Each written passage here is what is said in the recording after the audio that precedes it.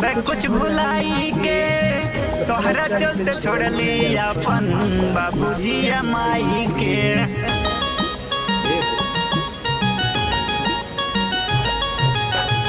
कैली प्यार तोहसे अपन सब कुछ भुलाई के तोहरा चलते छोड़ली अपन बाबूजी माई के। कहबोता काहे कराता जान बेरनवा मनवा सोची सोची ना।